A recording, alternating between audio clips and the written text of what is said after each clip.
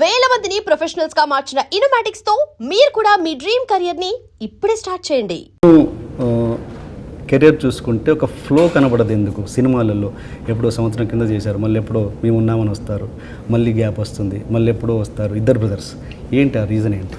మనోజ్ గురించి నేను మాట్లాడలేను, కానీ నా గురించి చెప్పాలంటే ఇది నేను ఈ లాస్ట్ 1.5 yearగా నేను చెయ్యింది నా కాన్షియస్ డెసిషన్. ఆచార్ అమెరికా యాత్ర సినిమా షూటింగ్ జరిగేటప్పుడు డైరెక్టర్ నాగేశ్వర రెడ్డి గారు నాకు ముందు బిగినింగ్ ఒక కథ చెప్పారు. దాని తర్వాత మేము అందరం ఇక్కడి నుంచి అమెరికాకి వెళ్ళాం. అక్కడ సియాటిల్లో షూటింగ్ జరిగేటప్పుడు అక్కడ ఆయన్ని రూమ్కి పిలిచాను.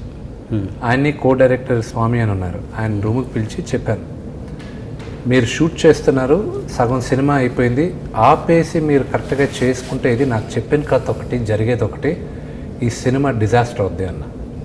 ఇది ఆచార్యం అమెరికా షూటింగ్ మధ్యలో ఆపేసాను అక్కడ షూటింగ్ ఒకరోజు. ఆయన అనుకుని అలా కాదు బాబు, ఇది కాదు బాబు, నేను కరెక్ట్ చేస్తాను అది ఇదన్న. సినిమా రష్ చూసాం, రష్ చూసిన ఈ సినిమా ఆడదాను, మీరు రీఎడిట్ చేయాలి, కనీసం ఒక 4-5 రోజులు షూటింగ్ చేయాలి, చాలా బ్యాడ్గా వచ్చింది, నా మాటనండి అని చెప్పాను. ఆఖరికి ఆ సినిమాకి బిగినింగ్ ఒక బ్యాక్గ్రౌండ్ స్కోర్ చేశారు, అది నచ్చలా నాకు. నేను మళ్ళీ నా సొంతగా డబ్బులు ఇచ్చి తమన్ని రిక్వెస్ట్ చేసుకొని తమన్ని మళ్ళీ మొత్తం రీరికార్డింగ్ చేయమన్నా. ప్రొడ్యూసర్కి భారం ఉండకూడదు. పేరు రాదు కదా దాంట్లో, తమన్ పేరు ఉంటుందా? తమన్ పేరు బ్యాక్గ్రౌండ్ స్కోర్ వేసారో లేదో నాకు కరెక్ట్గా తెలియదు, కానీ తమన్కి ఫోన్ చేసి తమన్ నాకు అర్జెంట్, తమన్ ఆల్రెడీ ఇంకో మ్యూజిషియన్ ఎవరో చేశారు, నాకు నచ్చలేదు, నా కోసం చేసి పెట్టవా ప్లీజ్ అన్నాను. అలాగే బ్రదర్ తలేవా నేను చేసి పెడతాను, నువ్వు పంపించు, నీకు లేనిదా అది ఇది అన్నాడు. And I thank Thaman for that. Thaman చేశాడు, అంతా చేశాడు. దాని తర్వాత నేను సినిమా చూశాను, వాళ్ళు ఎడిట్ చేస్తానని సినిమా చూశాను, అర్థమైపోయింది వీళ్ళు ఒక్క ఇన్పుట్ తీసుకోలేదని. సో నేను చెప్పాను సరే, ఇన్పుట్ వాళ్ళు తీసుకోలేదు, తమన్ రీరికార్డింగ్ తీసుకున్నారు, కానీ ఎడిట్ ఏమంటే కొంచెం చెయ్యాలి అది ఇది అనే ఉద్దేశం ఏది తీసుకోలేదు. నేను ఆఖరికి చెప్పాను, మీరు లాస్ట్లో ఒక సాంగ్ షూట్ చేయాలనుకుంటున్నారు, దానికి ఒక 60-70 లక్షలు అవుతుంది, అనవసరం సినిమాలో పెట్టరు, మీరు లెంత్ ఎక్కువ అయిపోయింది సినిమా, జనాలు ఇప్పుడు 3 పాటల కన్నా ఎక్స్పెక్ట్ చేయట్లేదు అన్న. లేదు బాబు నా మాట నుండి చేయను అన్న. ఆయనతో ఆల్రెడీ నాకు 2 సినిమాలు సక్సెస్ఫుల్ సినిమాలు ఉన్నాయి. సో ఇది దేనికైనా రెడీ, ఈడో రకం ఆడో రకం. సరే ఆయనకి రెస్పెక్ట్ ఇవ్వాలి కదా అనే ఉద్దేశంతో చేశాను. ఆఖరికి సినిమాలో చూస్తే మీరు ఆ సాంగ్ కూడా ఎడిట్ చేశారు, ఎవరూ అన్నట్టు కాదు కదా. సో ఎప్పుడు ఆ సినిమా ఆడలేదు, మళ్ళీ ఆయన ఫోన్ చేసి మీ జడ్జ్మెంట్ కరెక్ట్ బాబు, నేను ఫ్లాప్ ఇచ్చాను అది. అయినా మీరు బాగానే ఉంటారు డైరెక్టర్ గారు, డైరెక్టర్ అని ఆయన క్రియేటర్స్, వాళ్ళు ఒక డైరెక్టర్ అని అతను నాలాంటి ఒక 10 మంది హీరోలని తయారు చేయగలరు, లేకపోతే నాలాంటి హీరోకి ఒక కెరియర్ మార్పించి హిట్ కూడా ఇవ్వగలరు. బట్ ఒక యాక్టరు పర్ఫామ్ చేయగలను, కానీ నా డైరెక్టర్ని పైన డిపెండ్ అవ్వాలి. 50% everything, 50% is a director's talent. మిగతా 50%లో ఒక యాక్టర్ టాలెంట్, మ్యూజిషియన్ టాలెంట్, ఆ టాలెంట్, ఈ టాలెంట్, రైటర్ టాలెంట్, ఒక 50% ఒక బేసిక్ స్టోరీని కూడా ఎక్స్ట్రాడినరీగా చూపించేది is a director, and he is the captain. మేమందరం వాళ్ళ తర్వాతే, డైరెక్టర్ తర్వాతే మేమందరం యాక్టర్స్గా. సో అది నేను వన్స్ ఆ సినిమా ఆడకపోయేసరికి I knew the judgement. And I was like, ఎందుకు హడావిడిపడి చేయాలి, జనాలని కానీ వెంటనే చేయకపోతే ఎవరూ తిట్టరు, అదే బ్యాడ్ సినిమా ఇచ్చానంటే తిడతారు. సో ఎందుకు టైం తీసుకొని reinvent your self and come back. And when you come back people should talk, అందరూ మాట్లాడాలా, he came back, he did something good, gap తీసుకునే దానికి ఒక రీజన్ ఉంది అని.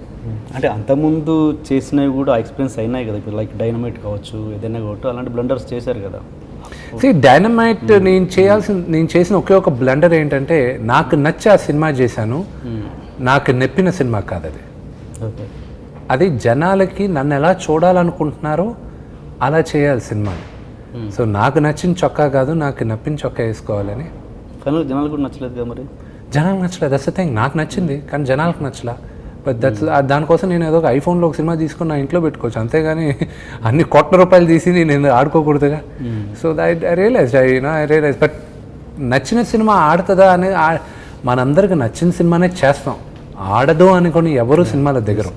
బట్ వీ నెవర్ నో, ఆ సక్సెస్ని క్రాక్ చేసిన వాడు ప్రపంచంలో ఎవరు లేరు. కొన్ని ఆడితే కొన్ని ఆడవు. దేవకట్ దేవకట్ట కూడా సాటిస్ఫై కాదు కదా, నా ఇంట్లోనే చెప్పారు తను. అది అంటే అంటే ఇద్దరికి ఏమైనా క్లాష్ వచ్చాయా? దేవకట్టకి నాకు ఎప్పుడు క్లాష్ అలా కానీ Deva Katta's probably he's an original director, he's not a remake director. కొంతమంది రీమేక్స్ చాలా బ్రహ్మాండంగా తీస్తారు. ఫర్ ఎగ్జాంపుల్ బి గోపాల్ గారు ఉన్నారు, వినాయక్ గారు ఉన్నారు. బి గోపాల్ గారు అసెంబ్లీ రౌడీ దద్దరెళ్ళిపోయే హిట్, అది పాత్ బ్రేకింగ్, ఆ రోజుల్లో రికార్డ్ బ్రేకింగ్ హిట్, అది రికార్డ్స్ సృష్టించింది. అది అప్పుడే నాన్నగారి కలెక్షన్ కింగ్ అని పేరు కూడా వచ్చింది.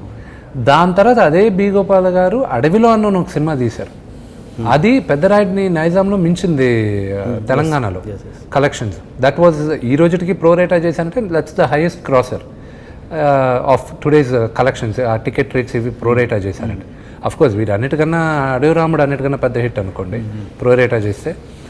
సో ఇలాగా there are great directors, but Deva Katta is an original writer. ఆయన రాసుకున్న స్క్రిప్ట్ ఆయన చేయడానికి he's one of them. Is a very good gentlemen. And ఇంత తమన్ టాపిక్ వచ్చింది కాబట్టి, అది గాయత్రి తర్వాత ఆచారి గాయత్రి తర్వాత మరి అప్పటికే తమన్కి నాన్నగారికి కొంచెం చిన్న క్లాష్ ఉన్నాయిగా లేదా? నాన్నగారు చెప్పారు, నా ఇంటర్వ్యూలోనే చెప్పారు. మ్యూజిక్ అద్భుతంగా ఇచ్చాడు, నేను కూర్చొని చేయించుకుంటూ ఉంటాను, కానీ is a trouble some fellow. ఎట్లా అండి? దాదాపు నేను అతని ద్వారా 1.5 months 2 మాసాలు నష్టం కలిగింది. అయినా మళ్ళీ పిక్చర్కు ట్రబుల్ చేయకుండా ఉంటే అతను పెట్టుకునే అవకాశం రావచ్చు, అది అతని చేతుల్లో ఉంది. నేను టెక్నీషియన్స్ ప్రేమిస్తాను, గౌరవిస్తాను, ట్రబుల్ని మాత్రం భరించలేను. నా భార్యాబిడ్డలు ట్రబుల్ ఇచ్చినా నా శరీరం ఒప్పుకోదు. Troubles fellow.